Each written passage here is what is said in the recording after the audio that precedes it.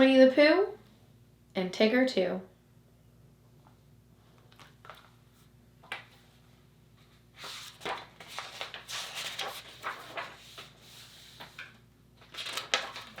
I love to read the Winnie the Pooh books because my Aunt Fa loves Winnie the Pooh.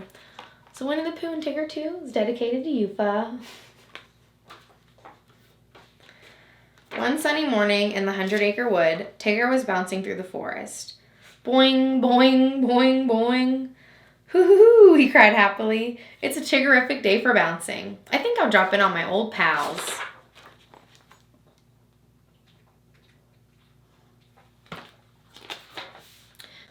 Meanwhile, a little bear named Winnie the Pooh was busy thinking.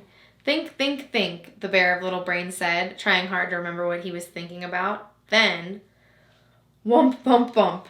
Winnie the Pooh was bounced to the ground. Hello, Pooh. I'm Tigger. T-I-double-G-R. That spells Tigger. Yes, I know, Pooh replied. You've bounced me before. Oh, sorry, pal, apologized Tigger.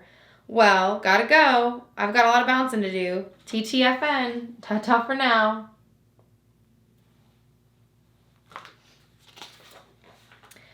As quick as a spring, Tigger bounded off. That was Tigger. He was always bouncing in on his friends when they least expected it. Tigger's next stop was Piglet's home, and Piglet certainly wasn't expecting to be bounced to the ground. Oh, Tigger, Piglet nervously stuttered. You scared me. Scared you? Tigger said. That was just one of my little bounces. It was? Asked Piglet, thinking that bounce had felt awfully big to him. I'm saving my best pounce for old long ears, Tigger replied. Hoo-hoo! Oh, Tigger is quite the character. Meanwhile, Rabbit was busy tending his garden. There now, Rabbit happily announced. Everything's perfect. Carrots, lettuce, and pumpkins, all neat and tidy. But not for long, because just then... Uh-oh. Oh no, Rabbit cried frantically. Stop! Whump, bump, bump. Too late.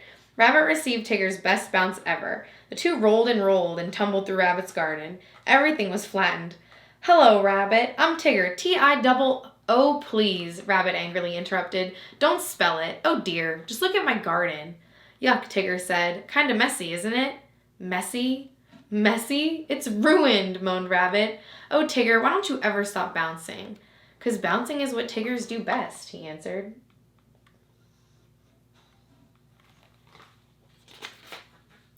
Later, Pooh and Piglet went to Rabbit's house for a special Tigger protest meeting. Order, order, called Rabbit. Tigger is getting too bouncy. It's time we taught him a lesson. Perhaps we should find a way to unbounce him, suggested Piglet.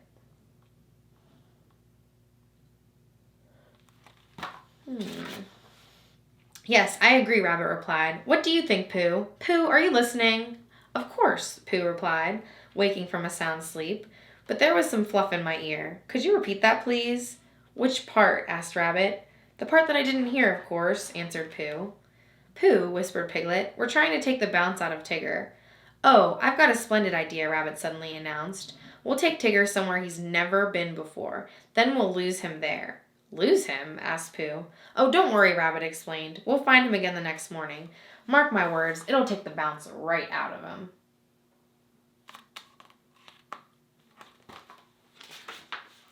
So it was agreed that they would start out the next day. That morning turned out to be a cold and misty one in a 100-acre wood. The mist was so thick that the four friends could barely see the ground in front of them. But that didn't slow down Tigger. Boing, boing, boing, he sprang into the lead. Tigger leapt farther and farther and deeper into the woods. Rabbit thought it was a good time to lose him. Now's our chance, he said to Pooh and Piglet. Quick, over here, hide. Rabbit led the two friends inside an old hollow log. Tigger soon realized his friends were no longer behind him. Hey, that's funny, Tigger said. They must be lost.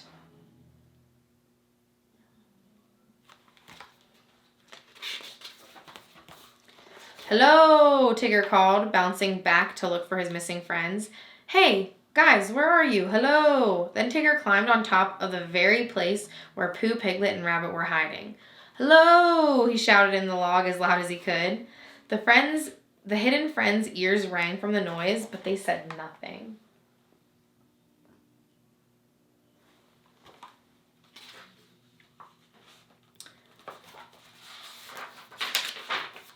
Tigger soon gave up and boinged off in search of his pals. Rabbit cautiously peered out of the log. Hooray, cheered Rabbit. My splendid idea worked. Come on, let's head for home. Rabbit was certain that everything was working according to plan, but soon the plan stopped working.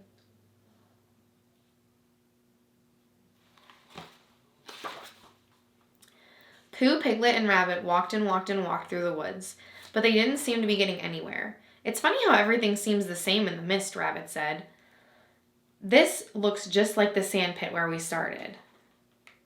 And so they tried again, but they ended up right back at the very same pit.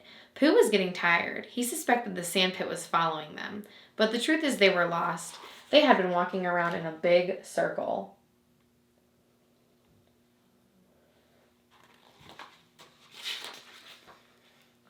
Oh, Rabbit, Pooh suggested. How would it be if as soon as we're out of the sight of this old pit, we just try to find it again? Why? Asked Rabbit. We keep looking for home, but we keep finding this pit, Pooh explained. So I thought if we keep looking for this pit, maybe we'd find home. I don't see much sense in that, Rabbit replied. If I walk away from this pit, then walk back to it, of course I'd find it. I'll prove it to you. Wait here. So Pooh and Piglet waited in the misty sand pit for Rabbit.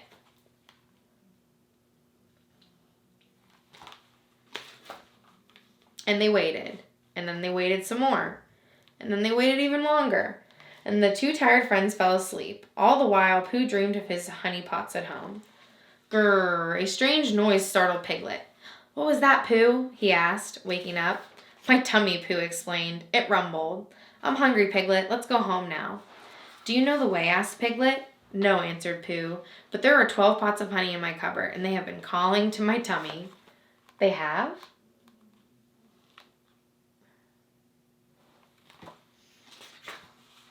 Yes, Piglet. I couldn't hear them before because Rabbit was talking. I think I know where they're calling from, Pooh said, helping Piglet out of the sand pit. Come on, we'll just follow my tummy. Pooh and Piglet walked off together into the mist.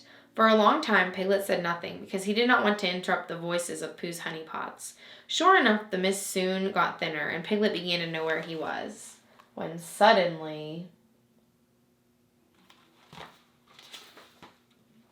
Hoo-hoo! It was Tigger! He bounced Pooh and Piglet to the ground.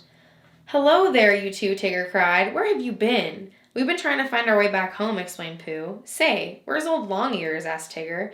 He must still be missing in the mist, Pooh said. Well, leave it to me, Tigger declared. I'll go and bounce him right out of there. TTFN. Ta-ta for now.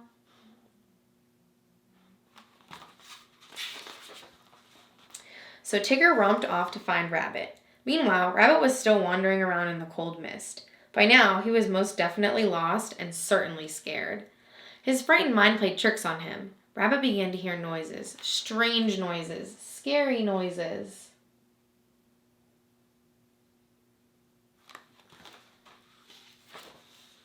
Chomp, chomp.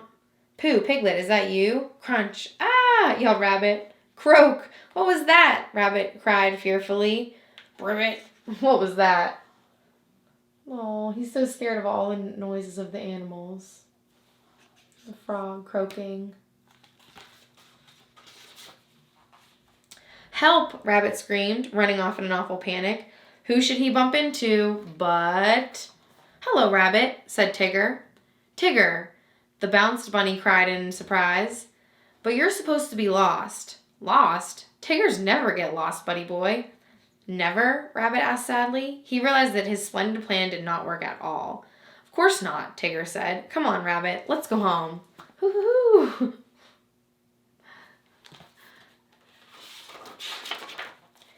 So the two started back. Rabbit was not a happy rabbit. He was a tired rabbit.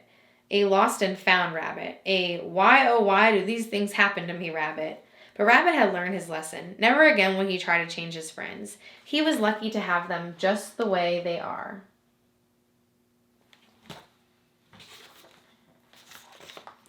It's the end.